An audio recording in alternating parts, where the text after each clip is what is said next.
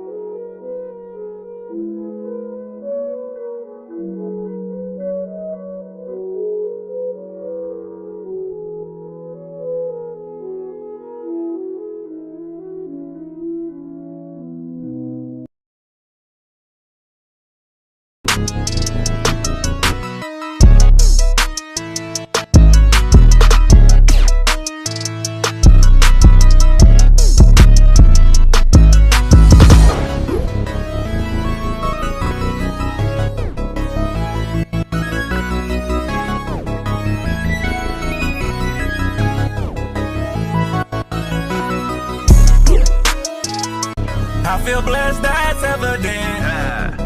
I'm the best I've ever been. So if they ask you how I feel, what's up? I'ma tell you I feel amazing. I feel blessed, that's evident. I'm the best I've ever been. So if they ask you how I feel, what's up? I'ma tell you I feel amazing. I feel blessed, that's evident. I'm the best I've ever been. So if they ask you how I feel, what's up? I'ma tell you I feel amazing. I feel blessed, that's evident. I'm the best I've ever been.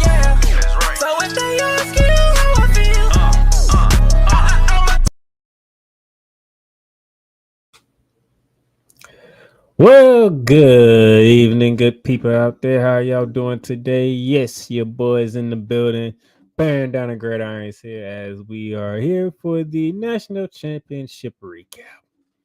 We were talking about the national championship and how the team from the North, the Big Ten, has claimed a title for the second consecutive year as a conference, with Ohio State Buckeyes defeating the Notre Dame Fighting Irish on Monday night. Playmakers in the building going solo today, so I'm not going to waste too much of your time. Thank y'all for tuning in today. If you're watching live on the Playmakers blog Facebook channel, if you're watching live on the Playmakers blog YouTube channel, we greatly appreciate it. Go ahead and follow us on both Facebook and YouTube.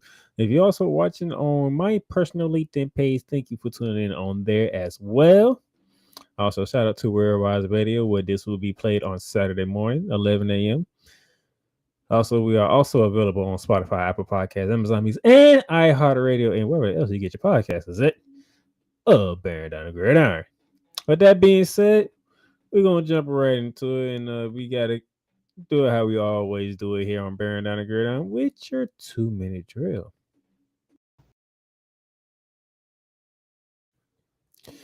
And to begin the 2-minute drill, Kenny Dillingham raises extension approved at Arizona State.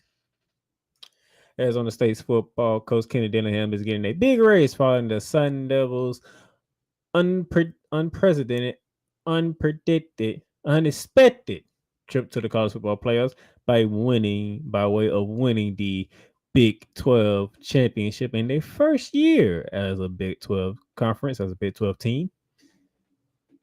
The Arizona Board of Regents approved Thursday a contract extension for Dillingham through 2029 and a salary increase to $5.8 million starting this season with a $1,000 increase each January 1st for the duration of the time.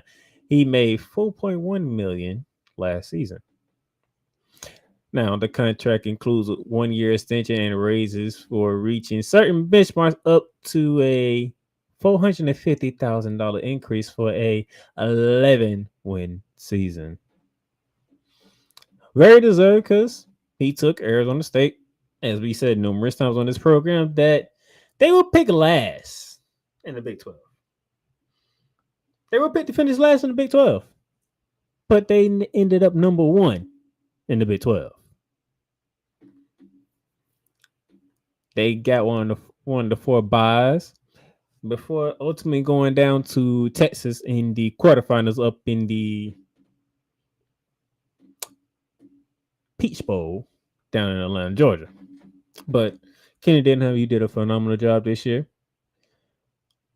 This raise slash extension that you got, well deserved for what you put forth and outdoing everybody's expectation for the Arizona State football program. So hopefully this is just the beginning, and that you don't get this raise in Arizona State go back to where everybody was thinking it would be at, that you continue to increase the productivity out in Tempe, Arizona with the Sun Devils, sir. But congratulations on the extension. Well deserved. Well deserved. Going to our next topic. CFP hasn't ruled out tweets to the 12-team format for 2025. Now, they did not go into specific details, but they are looking to make some tweets going into the next 12-team playoffs for 2025. One of those, I would love for y'all to get rid of the buys, but there's no way to doing it because you're still going to have 12 teams unless you're going to have 6 games being played in the first round. Then the teams that advance, well, no, you can't even do that because I don't even look right. So yeah, you still gonna have to do buys. We gotta do something with these buys, man. We gotta do something with these buys because you talking Arizona State, who we just talked about, Georgia, Oregon, and Boise State. They had pretty much almost a whole month off. While teams like Texas, who beat Arizona State, teams like Notre Dame, who beat Georgia, teams like Penn State, who beat Boise State, and teams like Ohio State, who beat Oregon, got to play and get the rust off the week before or 2 weeks before you got to that point.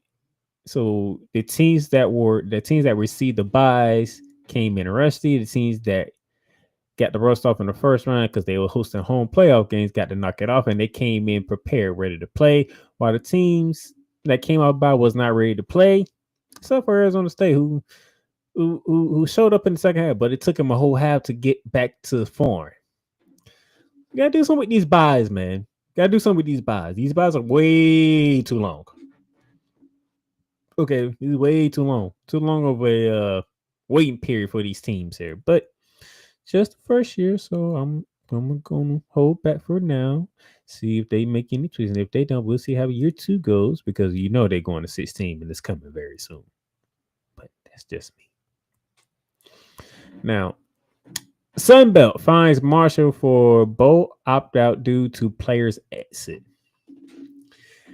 Now, those of you who need a refresher, Marshall was set to play Army in the Independence Bowl, but they had decided to opt out of the bowl game because once their coach left for the, I'm trying to remember what job, the Southern Miss job, players entered the portal, and they didn't have enough players to play, so they decided to opt out. Now, here's the crazy thing. The Sun Belt Conference announced Friday it fined Marshall $100,000 for opting out of the Independence Bowl last month, even though the Thundering Herds roster had been depleted to 41 players after coach Charles Huff exit to Southern Miss, and as many as 36 players entered the transfer portal. Before I say what I want to say, I'm gonna continue to give you the details on the article. Thank you, Chris Lowe for ESPN. Marshall Athletic Director Christian Spears told reporters Friday that the university accepts the fine and will move forward, but he made it clear that the well-being of the player was paramount in the decision not to play in the bowl game against the American Athletic Conference champion Army on December 28th. Now, Louisiana Tech filled in for Marshall, and they took a good old 27-6 beating in the bowl game. But hey, it is what it is. The Sun Belt in a statement said that while it acknowledged the medical model and best practice guidance adheres to by Marshall, as well as their fundamental concern for the health and safety of the remaining eligible student athletes to compete in a safe and viable manner. The nature and timing of this decision was detriment to the Sun Belt Conference and its membership, to Army, the Independents, and the American Athletics, and of course the broadcast partner ESPN. They also said, hold on, go back. Sorry about that. They also said it is. It added that consider the matters concluded and will have no further comments. So you gonna sit here and say that? I'm gonna read this again. While it acknowledges the medical model and the best practice guidance adhered to by Marshall, as well as the fundamental concern for the health and safety of the remaining eligible student athletes to compete in a safe and viable manner, the nature and timing of this decision was detrimental to the Sun Belt and its membership. You know what that tells me? The Sun Belt couldn't get that money by Marshall participating in it.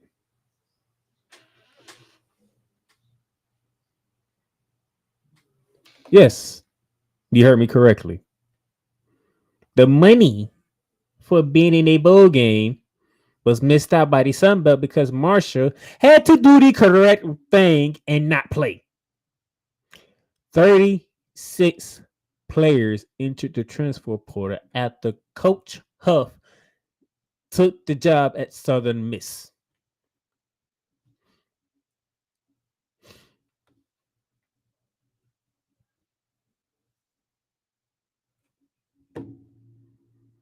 So that's what that means to Army. I'm pretty sure Army understands. I'm pretty sure Army is like, we understand. Your head coach left and your players went with him. What else do we expect you to do? Now I can't speak for Army, but that's just me. The Independence Bowl because they had to find another party, but they still got to play the bowl game. The American Athletic Conference, they don't care. Hell, they won the Capital One Cup because they were the best conference in bowl season. Army winning 27-6 is part of that. They're good. ESPN still broadcast the game. Not pretty sure. I'm pretty sure ESPN was looking for it like I was. You had the Sun Belt champion going against the American champion. Yeah, so it was a clash I wanted to see. But hey, they lost 36 players to the transfer portal. And you want the rest of the 41 players to suit up and go against that triple option office that is Army?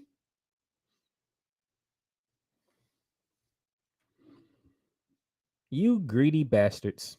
That's right, I said it. You greedy bastards. Even in the G5, you see all conference leaders are greedy bastards. $100,000 because 36 players entered the transfer portal.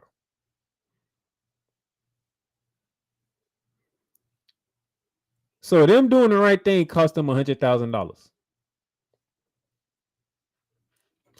Yeah, y'all tell me. Does that sound fair?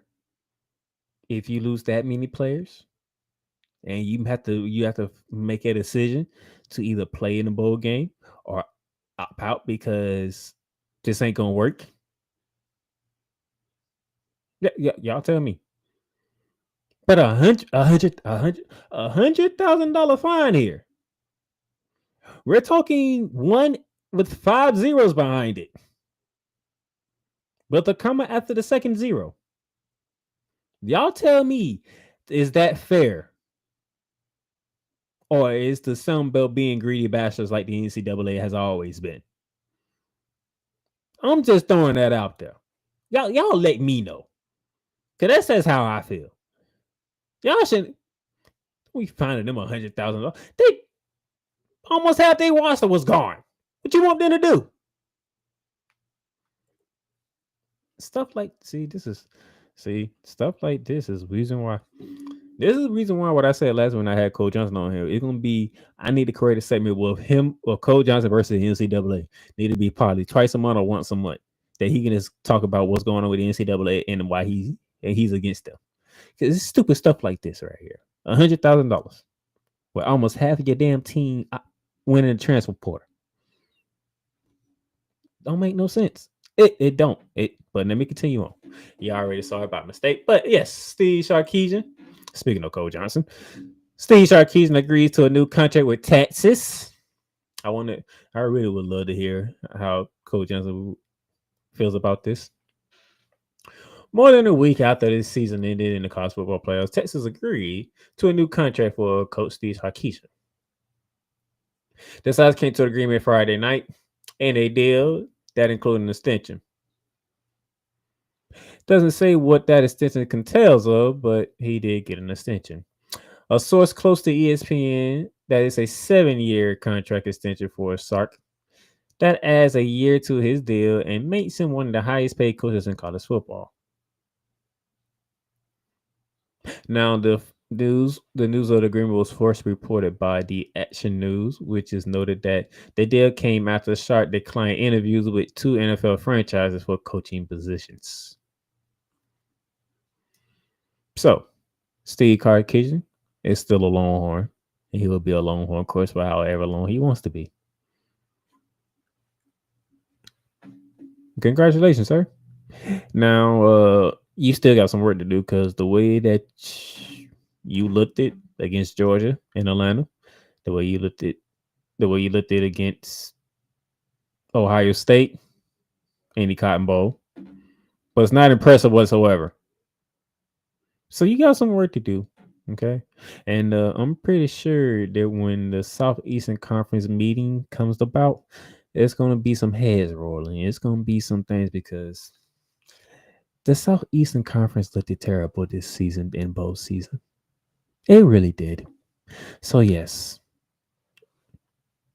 I'm pretty sure looking to see what improvements the Southeastern Conference is going to make. Now, speaking of a conference in the South, let's go to the Atlantic Coast Conference. Says the ACC will wait changes to its title game, commissioner says. Adrian Allison for ESPN, thank you for this article. ACC Commissioner Jim Phillips said Sunday that the league will have conversations amongst coaches and athletic directors about whether to make changes to its conference championship format. The conversations are a result of the expanded 12-team playoff and ensuring conference champions and the teams that play in conference championship games remained important. The past season, SMU entered the SEC championship game as the regular season champion, but lost to Clemson in the ACC title game and had to sweat it out before selection day before earning a spot in the 12-team field, which they did, but ultimately got trounced by Penn State because they had to go to Happy Valley. Phillips said the ACC could consider giving its regular season champion a bye and have the teams that finish second or third in the league standings play in the ACC championship game, which is dumb as hell. Secondly, he also added a possibility of having the top 4 teams play on the final week of the regular season. First place going against 4th place, second place going against 3rd place, and with the winners of those 2 games meeting the following week in the ACC championship game. Phillips also said that he will have conversations with the league's head coaches on a conference call next week to get their feedback on a plan, specifically pointing to the comments SMU coach Wyatt Lashley made leading up to the game, in which he indicated that the Mustangs might be better off not playing to protect a spot in the field.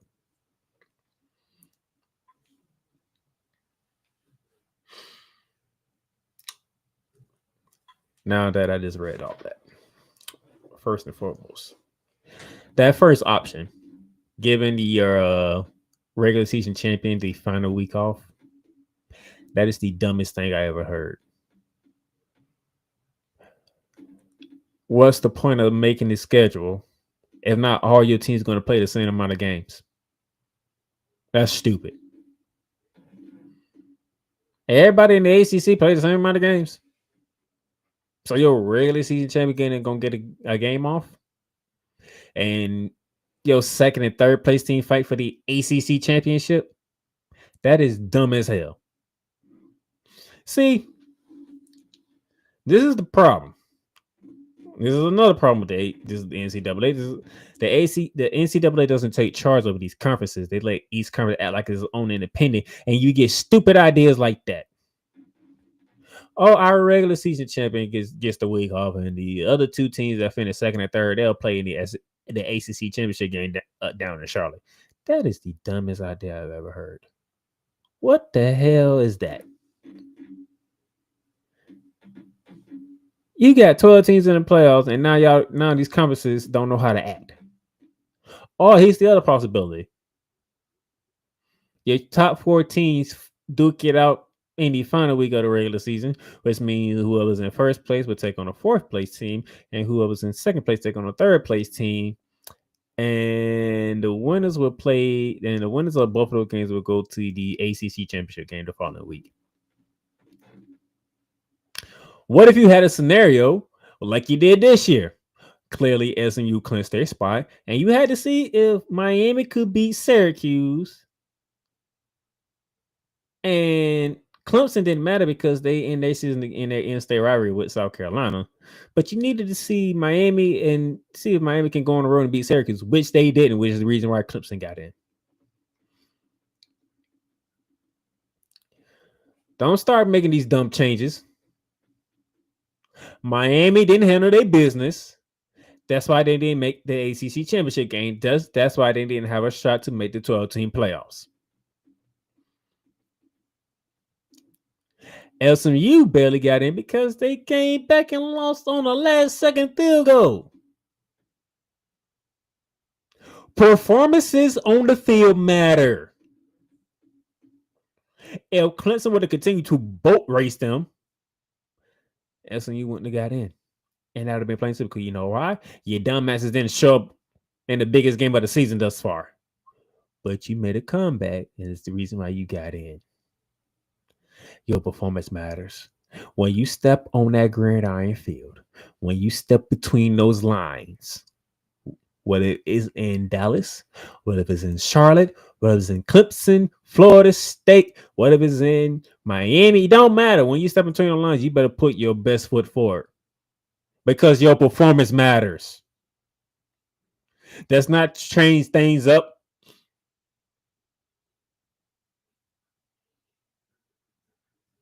ACC, deal with it. You're not as big as the Southeastern Conference. You're not as big as the Big Ten Conference. But yet and still, you got 2 teams in. You got SMU in, and you got Clemson in. Guess what? Both of your teams got beat in the first round. You know why? Because they didn't show up.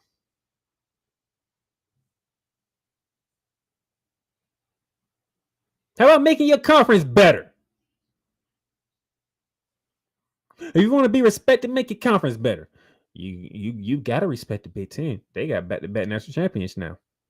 You definitely respect the ACC because the ACC was dominating for the time being until these last 2 years. It's been all ACC for the most part.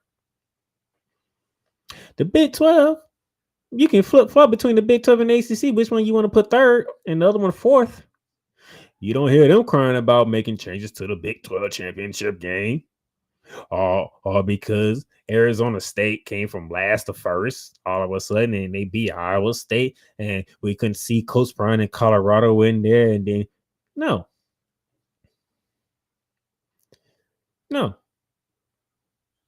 The Big 12 got one team in. They happy with that. Unfortunately, they got beat by Texas, a former Big 12 team, and they kept it moving. But the ACC want to be. I'm not going to say it. I'm not going to say it. But the ACC, get it together, please. I'm talking about making changes to the conference championship game. So it was important. That's how Clemson got in. Sounds stupid.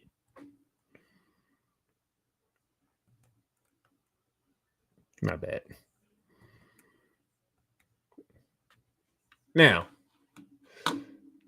we already have the way too early title favorites for 2026 with Texas coming in first at plus 450 with Ohio State coming in second at plus 500. Then you have Georgia, Oregon, and Penn State running out the top 5, with Alabama coming in 6th, Notre Dame at 7th. Okay, so those are your odds going into next season, as Texas and Ohio State are the favorites to compete for the title next year.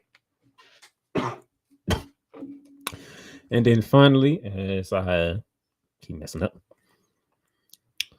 Pete Medhurst, longtime voice of the Notre Dame football team, has died at the age of 55.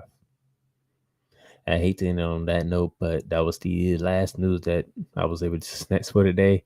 And want to send our condolences to the Medhurst family and to the Notre Dame family who lost their longtime host of their football program. So I want to send it in my thoughts and prayers out to them. And with that being said, we're going to take our first commercial break. And then when we come back, we will recap the national championship game.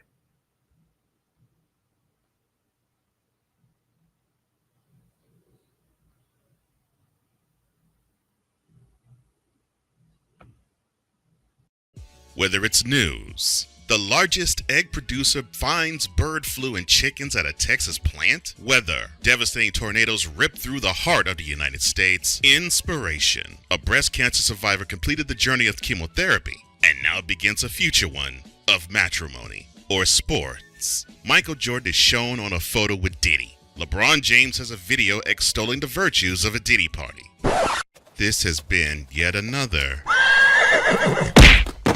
beating a dead horse presentation. We got you covered.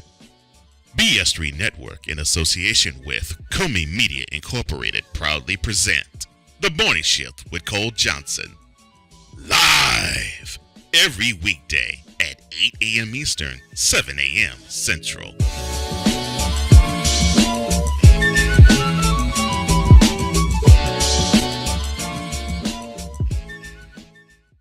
Poppy J. You got the option to cry for the government. You got the option to protest. You got the option to keep buying. But this is also an option. Wise El Jefe. We're the first tech geeks. We're the first gamers. We're the first everything. Everything. Like Gen X's, we are the ones. BS3 Network proudly presents the crew from the New York boroughs who never wants that smoke. Nah, they want that fire. Poppy J and Wise El Jefe, Fridays at 9 p.m. Eastern, 8 p.m. Central. Check your local listings for your viewing and listening pleasure.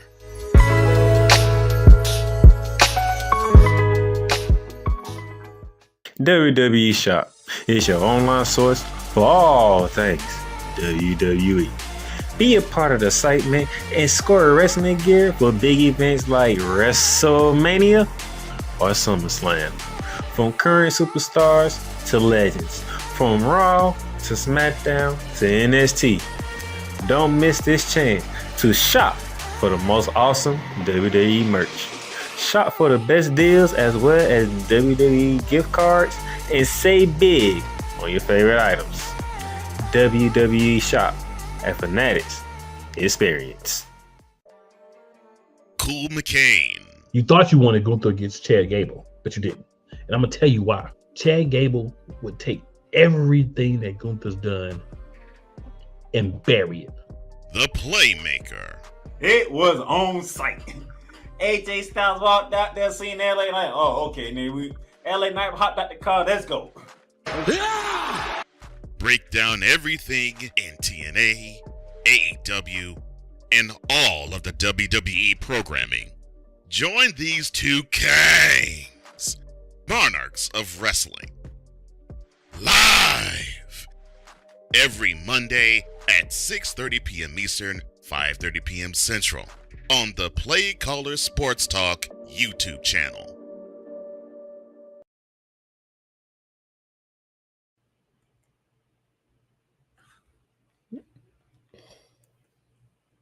All right, welcome back to Bearing Down the Grade Down, ladies and gentlemen, on this Wednesday, January 22nd, 2025. We got through our 2-minute drill now. It's time to recap the final game of the college football season. It was the national championship game down in the ATL at Mercedes-Benz Stadium. It was the AC, the Ohio State Buckeyes, who've been on a rampage, going against the 7th seed, the Notre Dame Fighting Irish, who just quietly going to handle their business, you know. How did we get here? Well, let's start with the road team, who was the Ohio State Buckeyes, the AC. So they come in as the AC. They had to host a nice seeded Tennessee Volunteers, and they tore a new one into the Volunteers. Especially all the hoop and hoopla about Ryan Day probably gonna get fired. Lost in the Michigan for a 4th consecutive time. Now you have to take the long route to the college football playoffs. So they wrap Tennessee. They head to the Rose Bowl to take on the number 1 and only unbeaten team, the Oregon Ducks, and they robbed the Oregon Ducks. Getting payback for what took place early in the season, where the Ducks beat them 32-31 out in Oregon. The number 1 team and only unbeaten team ousted very quickly. And then you had the Texas Longhorn, the 5th seed, down in the Cotton Bowl, where Ohio State had to fight their way through that one. A strip sack fumble by Jack Sawyer of Quentin Ewers in the red zone and took it 90-plus yards back to the house to seal that game and put Ohio State into this national championship game. Now, on the other side, the Notre Dame Fighting Irish, the 7th seed, well, they begin their playoff at home, hosting the 10th seeded Indiana Hoosiers, the surprising Indiana Hoosiers at that. And right out the gate, they let it be known that this is Indiana and Notre Dame's on top, not the Hoosiers, and they took care of business there.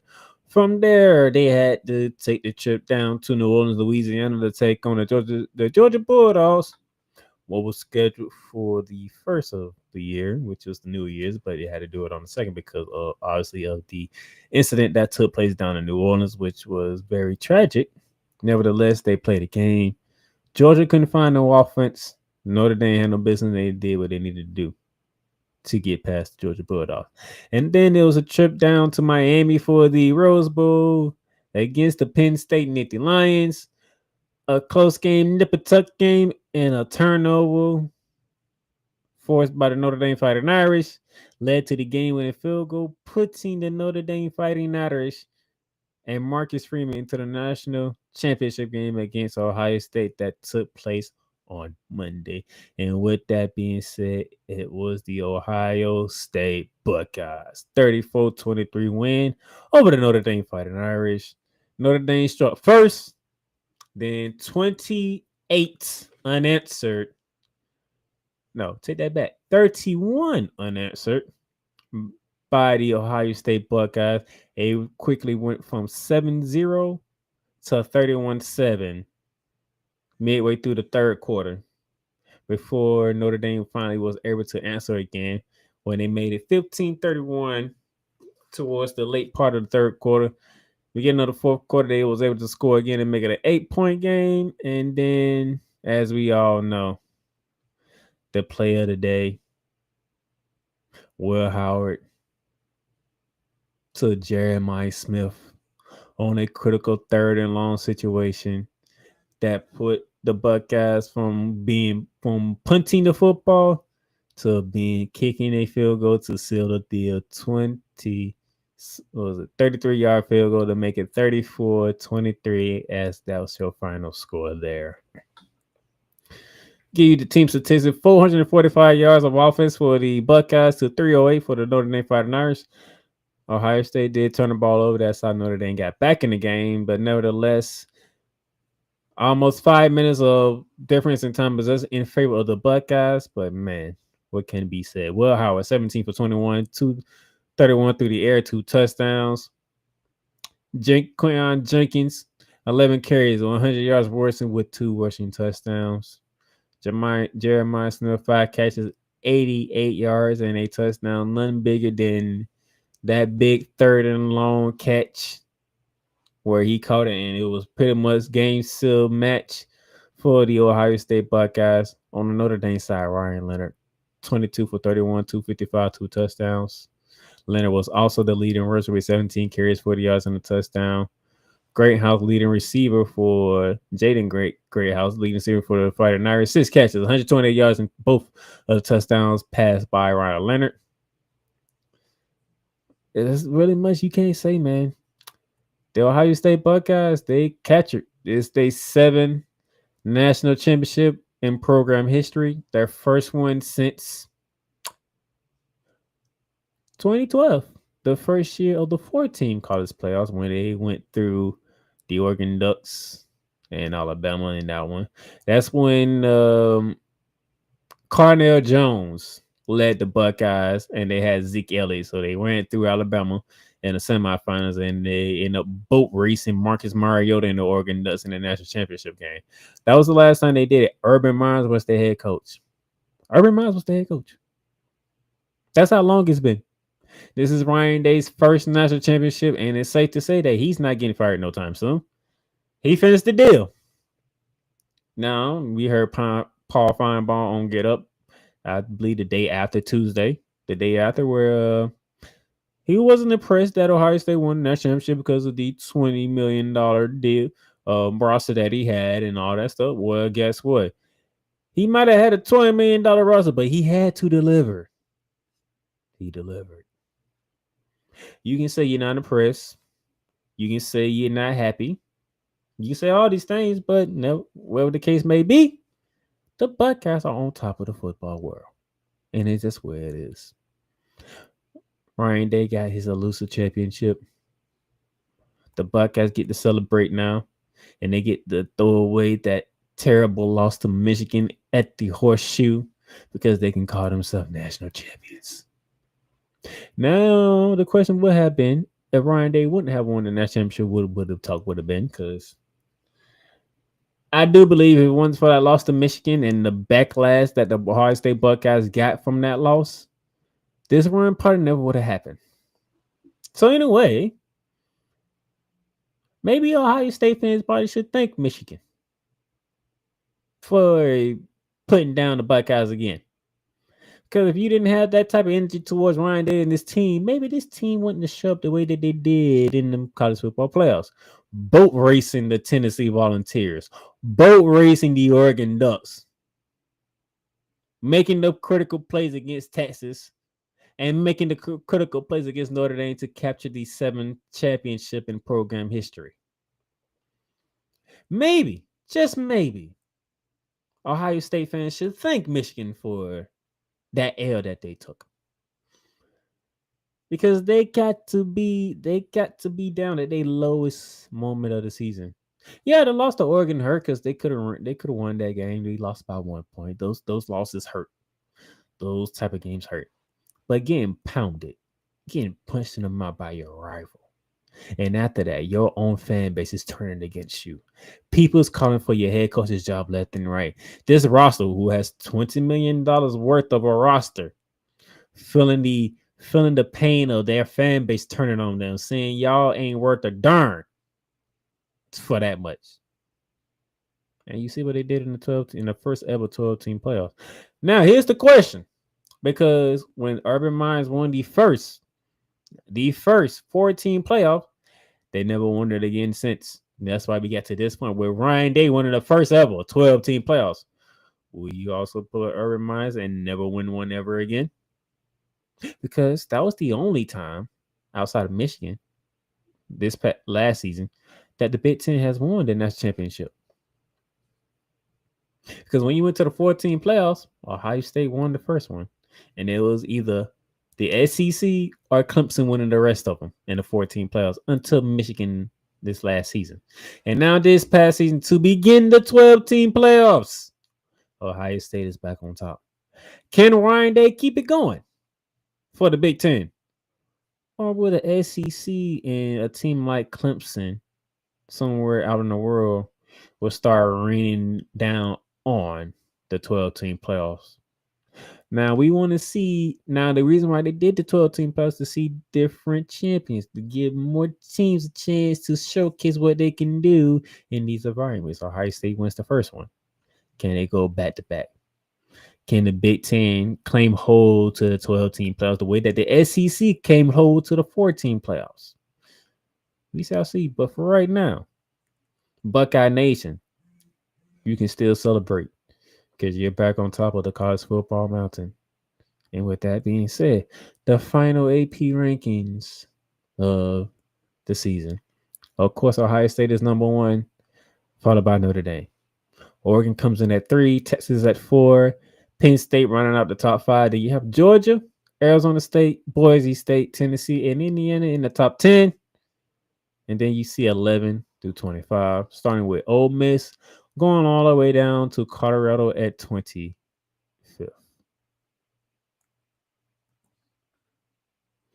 And with that being said, that's all the time I have for you today on this episode of Bearing Down the Gridiron. As we close up shop for this season 3 of Bearing Down the Gridiron. Thank y'all for tuning in. Thank y'all for joining me throughout this time. We will try to keep in touch through our college football news and notes through our website, theplaymakersblog.com. Make sure you follow that and look out for the college football news left and right, and we'll try to keep you updated and do that. And then if something big happens in college football, you might get a surprising episode from us. But with that being said, this is the end of season 3 of Bearing Down the Gridiron. Thank you for tuning in. Thank you for this journey. Remember, you can follow us on our YouTube channel, the Playmakers Bar Sports Network YouTube channel. You can follow us on the Playmakers Bar Facebook page. And plus, you can always listen to Bear Down the Gridiron on Spotify, Apple Podcasts, Amazon Music, iHeartRadio, Pandora, and wherever else you get your podcasts is at. So follow and subscribe to those. And plus, you can always catch this episode this Saturday on a Real Rise Radio, 11 a.m. Eastern Standard Time. Also 502 American Angel Radio as well on Friday. I am the Playmaker signing off for this season of Bearing Down the Gridiron. Y'all have a great off season.